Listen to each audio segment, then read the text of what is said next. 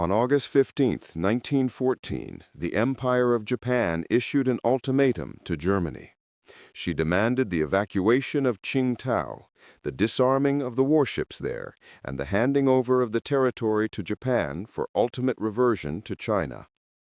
The time limit for her reply was set at 12 o'clock, August 24th.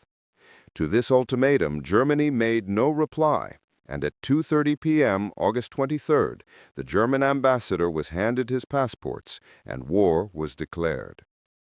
The reason for the action of Japan was simple.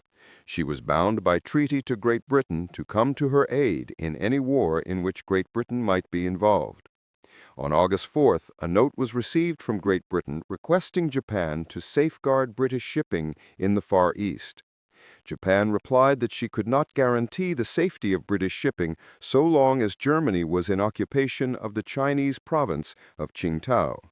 She suggested in turn that England agreed to allow her to remove this German menace. The British government agreed on the condition that Tsing-tau be subsequently returned to China. The Japanese government, in taking this stand, was acting with courage and with loyalty. Toward individual Germans, she entertained no animosity. She had the highest respect for German scholarship and German military science. She had been sending her young men to German seats of learning and had based the reorganization of her army upon the German military system. But she did not believe that a treaty was a mere scrap of paper and was determined to fulfill her obligations in the treaty with England. It seems to have been the opinion of the highest Japanese military authorities that Germany would win the war. Japan's statesmen, however, believed that Germany was a menace to both China and Japan and had lively recollections of her unfriendly attitude in connection with the Sino-Japanese War and in the period that followed. Germany had been playing the same game in China that she had played in the Mediterranean and which had ultimately brought about the war. The Sino-Japanese War had been a great Japanese triumph. One of Japan's greatest victories had been the capture of Port Arthur. But the joy caused in Japan had not ended before it was turned into mourning because of German interference.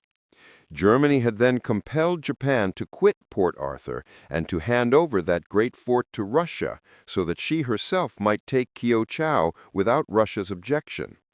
Japan had never forgotten or forgiven. The German seizure of Kiao had led to the Russian occupation of Port Arthur, the British occupation of Weihai Wei, and French occupation of Guanchao Bay. The vultures were swooping down on defenseless China. This had led to the Boxer disturbance of 1910, where again the Kaiser had interfered. Japan, who recognized that her interests and safety were closely allied to the preservation of the territorial integrity of China, had proposed to the powers that she be permitted to send her troops to the rescue of the beleaguered foreigners. But this proposition was refused on account of German suspicion of Japan's motives. Later on, during the Russo-Japanese War, Russia was assisted in many ways by the German government. Furthermore, the popular sympathy with the Japanese was strongly with the Allies. It was the Kaiser who started the cry of the Yellow Peril, which had deeply hurt Japanese pride. Yet even with this strong feeling, it was remarkable that Japan was willing to ally herself with Russia. She knew very well that after all, the greatest danger to her liberties lay across the Japan Sea. Russian autocracy, with its militarism, its religious intolerance, its discriminating policy against foreign interests in commerce and trade, was the natural opponent of liberal Japan. The immediate object of Japan in joining hands with England was to destroy the German menace in the Pacific. Before she delivered her ultimatum, the Germans were active. Ignoring the rights of Japan while she was still neutral, they had captured a Russian steamer within Japanese jurisdiction, as well as a number of British merchant vessels, and even a few Japanese ships had been intercepted by German cruisers. This was the disturbance to general peace in the Far East, which had prompted England to request Japan's assistance. Japan, when it entered the war, was at least twice as strong as when it began the war with Russia. She had an army of 1 million men and a navy double the size of that which she had possessed when the Treaty of Portsmouth was signed. As soon as war was declared, she proceeded to act.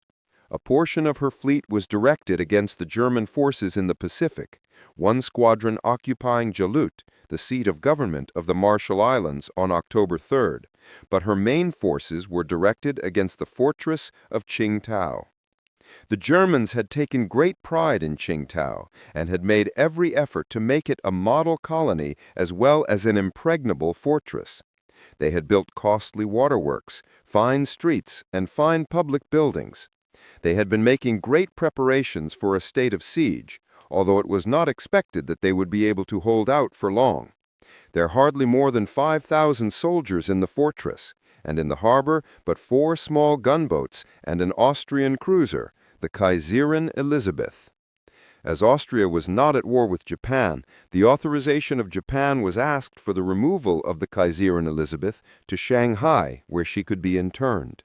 The Japanese were favorable to this proposition, but at the last moment instructions arrived from Vienna directing the Austro-Hungarian ambassador to ask for his passports at Tokyo, and the commander of the Kaiserin Elisabeth to assist the Germans in the defense of Tsing-tau. The Germans also received orders to defend their fortress to the very last. A portion of the German squadron under Admiral von Spee had sailed away before the Japanese attack, one of these being the famous commerce raider, the Emden. On the 27th of August, the Japanese made their first move by taking possession of some of the small islands at the mouth of the harbor of Kiaochau. From these points as bases, they swept the surrounding waters for mines, with such success that during the whole siege but one vessel of their fleet was injured by a mine.